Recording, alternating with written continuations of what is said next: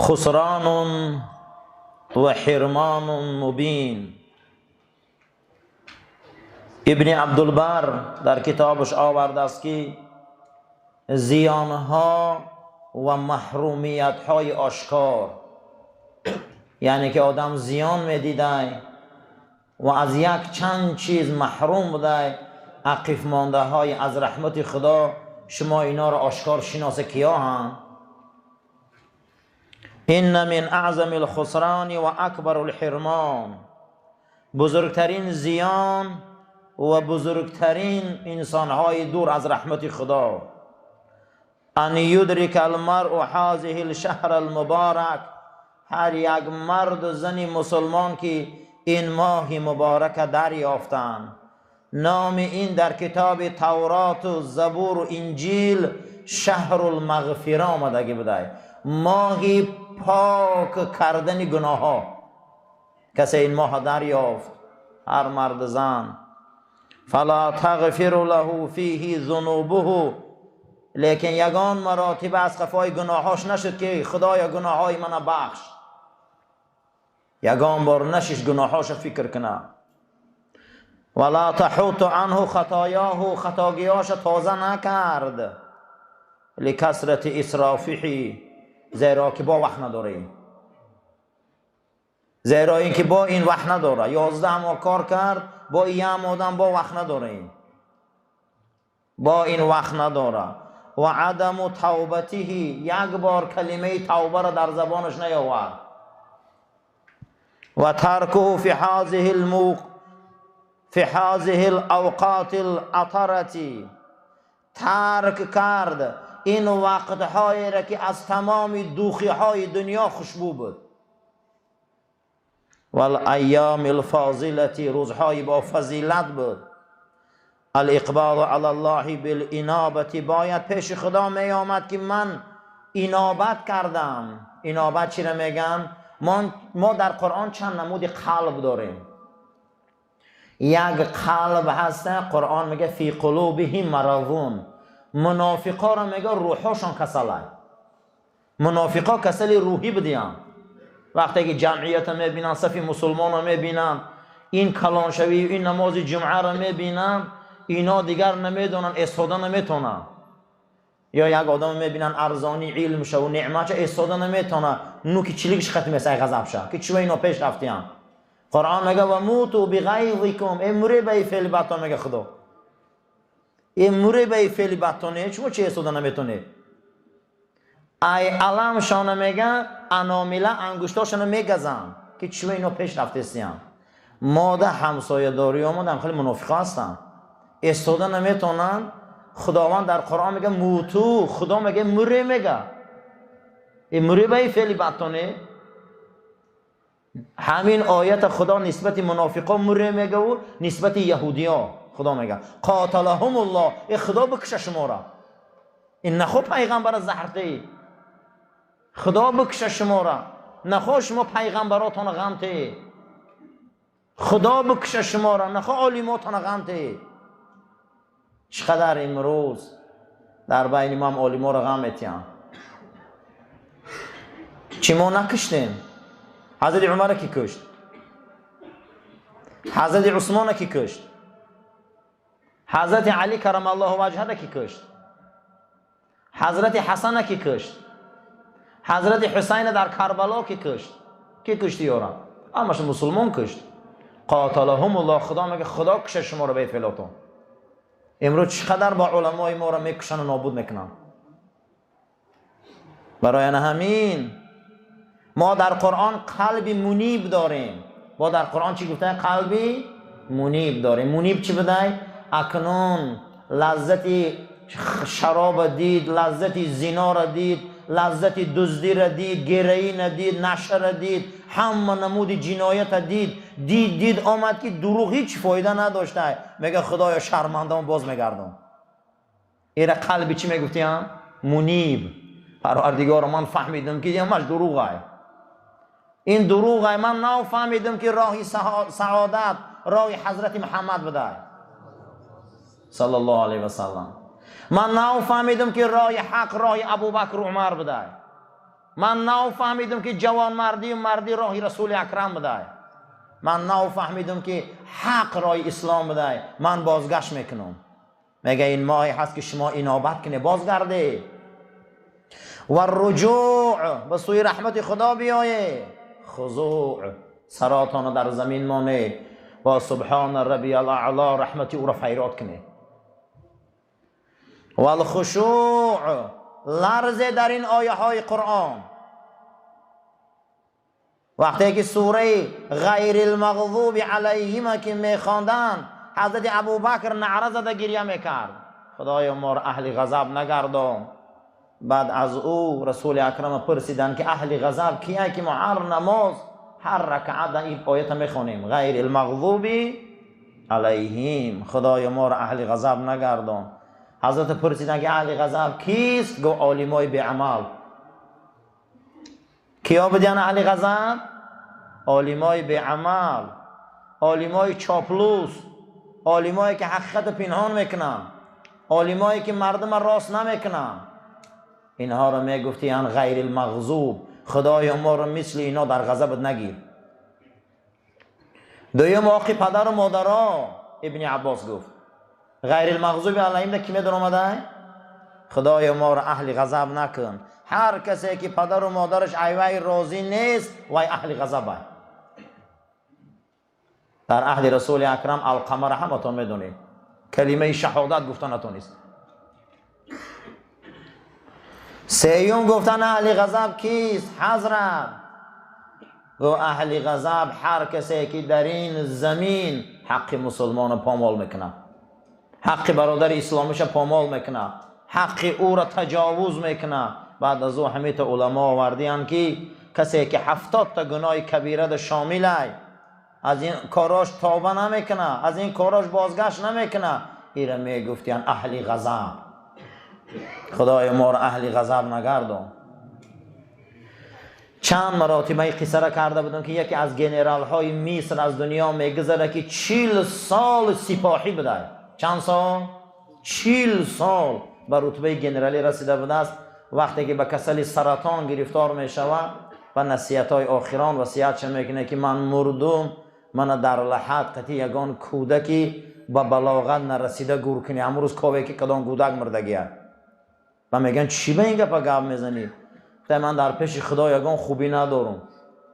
شاید از حرمت همون طفلی بیگناه قبری من در جنت دراید. شاید از طفیل همون کودکه که بیگناه خدا گوری من آباد کنه. من وصیتم همینه که من مردم امروز کوه، اگر یگان کودکه که یاش مردگی باشه زاره کنه اولاد اجداد چکی بیارن قطعی من در لحد یک جایه مانند شد. شاید از طفیل او خدا من در رحم کنه. بعد از اون میگه گریه کرد به همین علم از دنیا گذشت. روزی مرگش میگه 2 تا کودکه که 5 ساله یافتن. این هم آدمی به سعادت بوده. آوردن میگه در لحدش 3 کس در یک لحد موندن، وصیتش به جا آوردن. اما این ماهی هست که ما باید پس بیایم اخی. ماهی هست که خدا ما در رحم کنه. ماهی هست که ما خشوع کنیم، سرمان در زمین مانیم، در پیش او خم شویم، در پیش او گریه کنیم. کسی که بندگی خدا را به جا بیاره، رسول اکرم صلی الله علیه و سلم فرمودن هر کسی که در دل شب با تهجد خدا را پیشواز میگیره، خدا در بدنی وی نیروی میتیه که هم از وی میترسه. صحابه به این نیرو همه را میترسون. از خدا ما یقین طلب کنیم. وقتی که گیرکل نسبت لشکر اسلام میخواه معلومات گیره، مصلحتیاش میپرسه که چی مصلحت داره نسبت مسلمان ها. مصلحتیاش میخزن میگن ما بای میتیم. میگه چی اینقدر شما میترسه این بیابانگردا؟ شما چی میترسه این پلوچکا؟ چی دیده؟ با 4 تا شتورشون ما رو شکست میتیم؟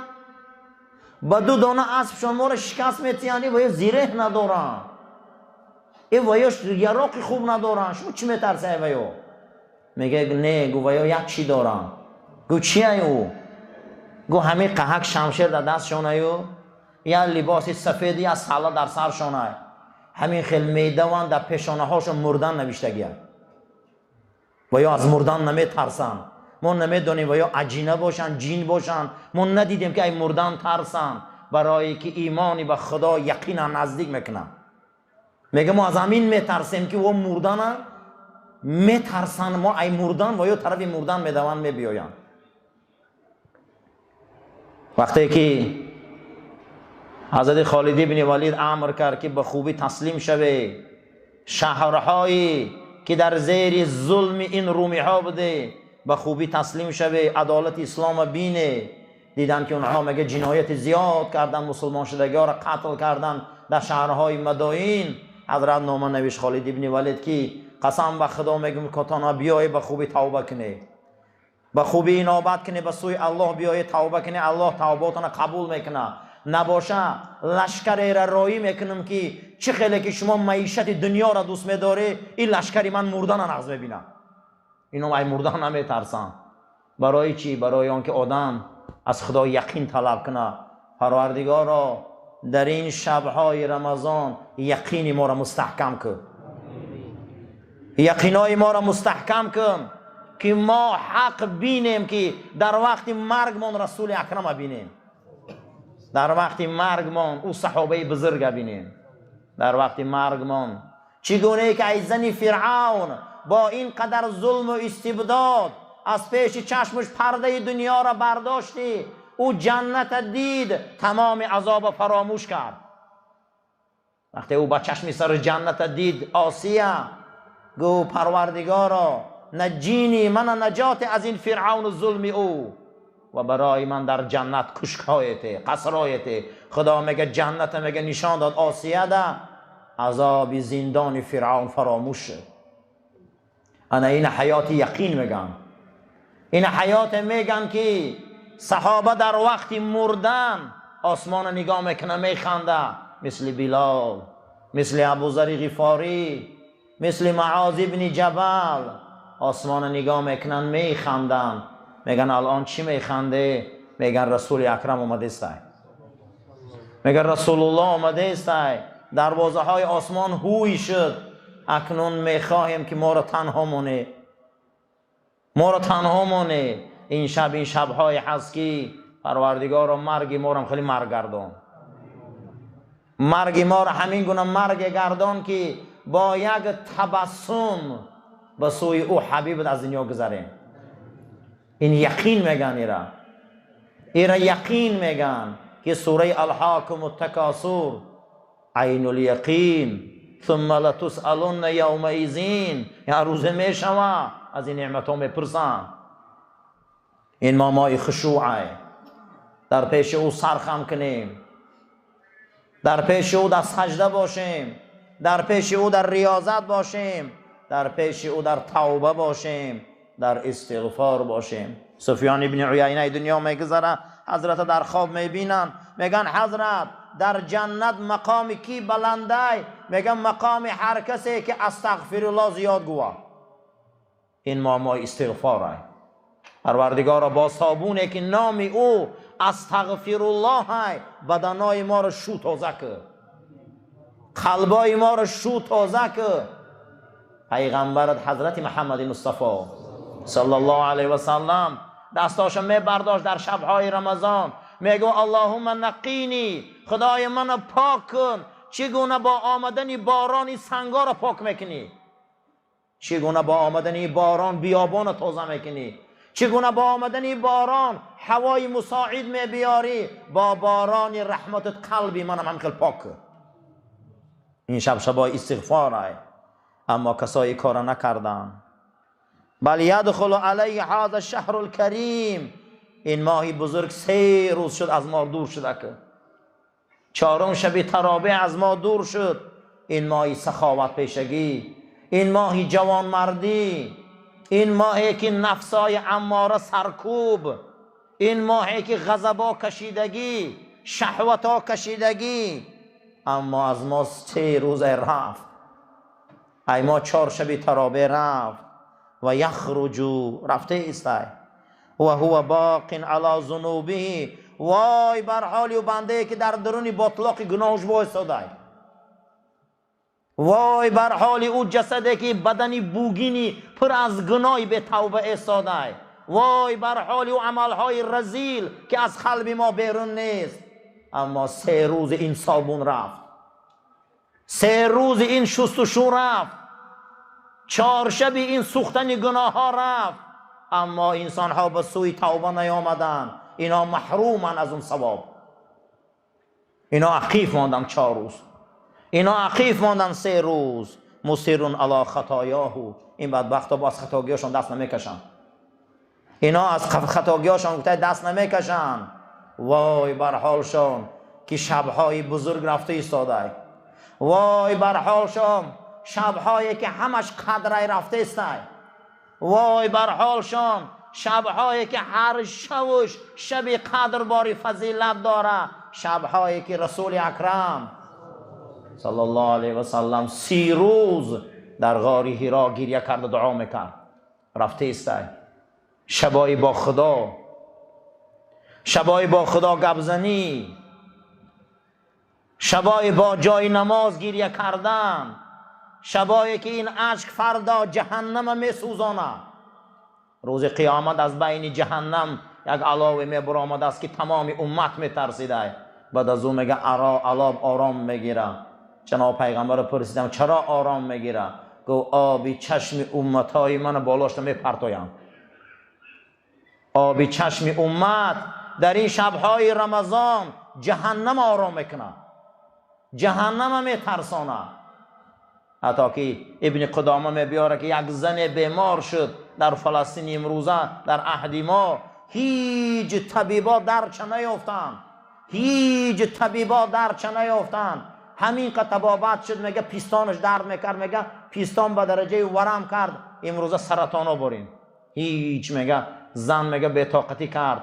در همون زمان میگه پیشی همین ولی خدا آمدن و پرسیدن چیکار کنیم؟ گفت 30 روز در یک خاک 2 تا رمضانی هر وقتی نماز بالای خاک ده توف کنن، توف رمضانی خیلی ملحم کنه بالای همین سینه ده بنده. روزی 30 میگه همین درد ای زن دفع شد. توف رمضانی سرطان رو نقض میکنه که بالای خاک ده گو همینا توف کنن، اما توف در بالای همون زخمش بنده گفت. زیرا که رمضان خدا گفته نفسش و توفش نزد من ده از مشک عنبر خوشبوتره. بالای همین سرطان ده بس میگه نقض شد. ولی ما قدر این نفس ها ما نمیدونیم. ما نمیدونیم که این ماه قدر ماه های ما زیان کردیم. خدایا زیانای ما را جبران کن. ما بسیار محروم شدیم، از این محرومی ها ما را نگهبان باش. ما به حد باید دادیم خدایا، اما رحمتی تو کلانه، اما رحمتی تو به حد کلانه. ما از رحمتی تو ناامید نیستیم. حتی ابن قدامه آورده است که آب دهن روزدار ملحم بوده. امروز تا بگه این به خاطر خدا خوش گوش نمیمونه.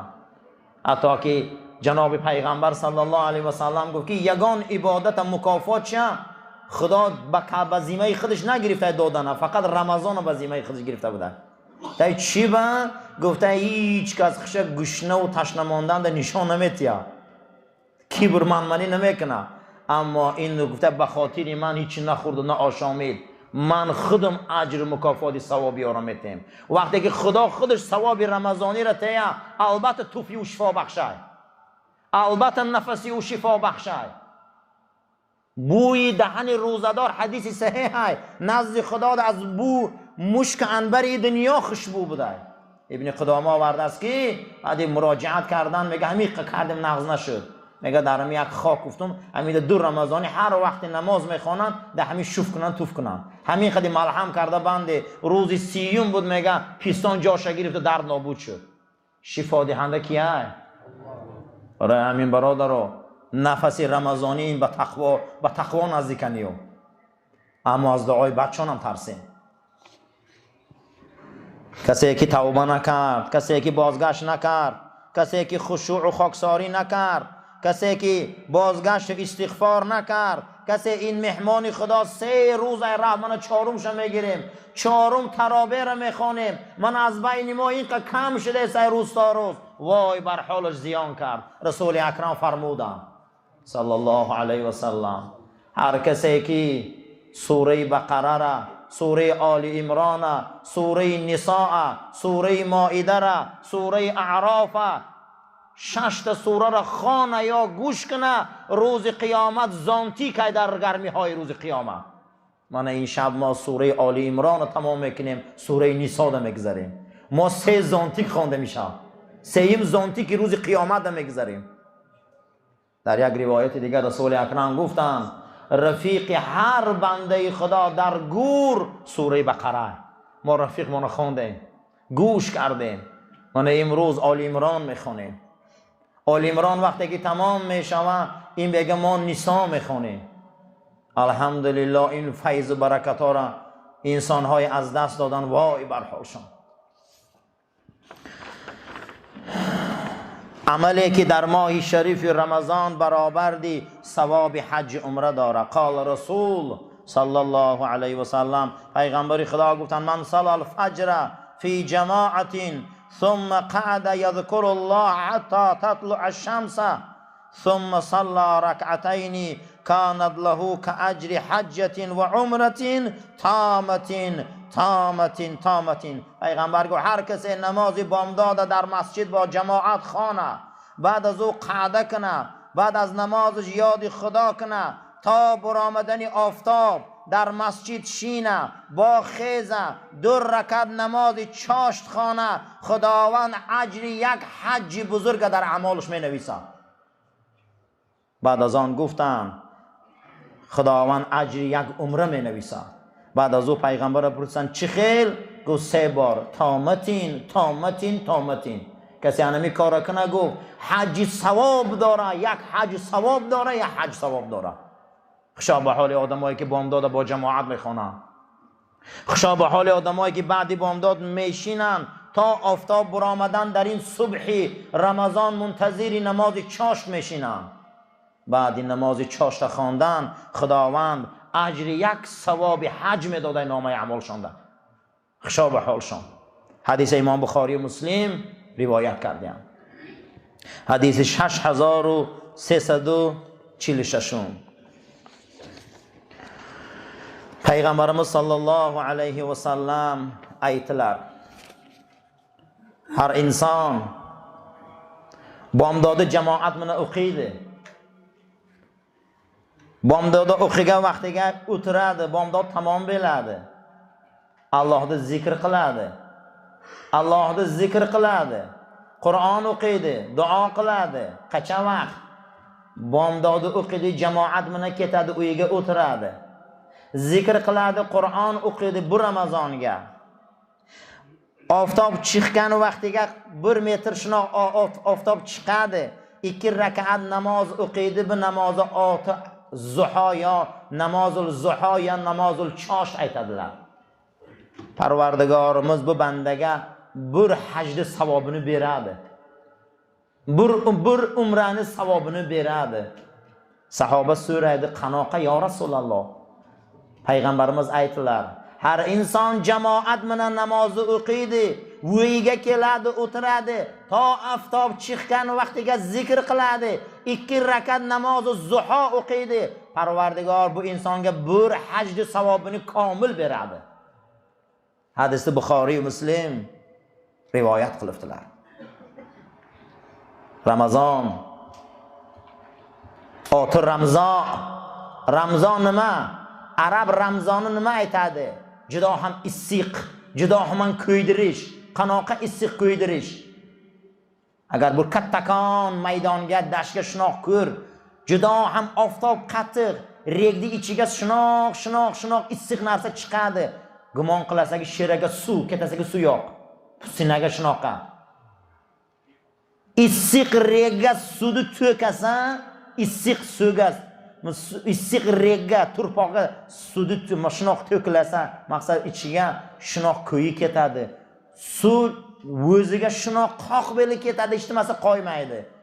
پیغمبرمز ایتلر و صحابه ایتلر رمضان آتش شو که سر روزه تتسه ذکر ایتسه دعا قلسه گناه شناخ کویی کتاده که دودو یاق بکنگد گناه کویی کتاده بزلا کرمایمز Bu soatga gunoh ko'yi ketaydi, bu ko'rmaymiz. Issiq rega shunoq suvni tayla, shunoq joyiga 5 minutga tamom bo'ladi, dudi yo'q. Parvardigoro, bizlar keldimiz bu makonga, bu masjidga, nimachiga, tarobega, nimachiga bu boshi yerga qo'yamiz, aytamiz, subhona rabbiyal a'lo. Parvardigorimiz, sa katakonsa, sa buyuksa, sa buzurgsa, sa Alloh bizlarga hamma narsani berasa, buni aytamiz. Maqsadimiz shu, bizlarni mag'firat qil. Bizlarni gunohimizni hammasini mag'firat qil. Bizlarni gunohimizni hammasini qo'ydir. Bu yurakni, bu ruhni, bu jismni, bu badanni bizlarga juda ham gunohimiz ko'p. Bizlar sharmanda. Bu shunaqa oy, payg'ambarimiz aytdilar sallallohu alayhi vasallam. Har inson Ramazonning kechasini namoz o'qiydi, qiyomul layl qiladi, ertasini roza tutadi. Alloh hamma gunohini mag'firat qiladi yangi tug'ilgan onasiga. Hech nima qo'ymaydi. Shunaqa kun. G'animat, inson g'animat, o'ziga g'animat olsa bu kunlarni. Erta yo boshqa yil bizlarga Ramazon keladi yo yo'q, bizlarga bu gumon. Bilmaymiz. Erta bizlar qira ketamiz. Buni hammasini bizlarga Alloh amr qilibdi. Allohumma qarribni fihi ila marzatika wa jannibni fihi min sakhatika.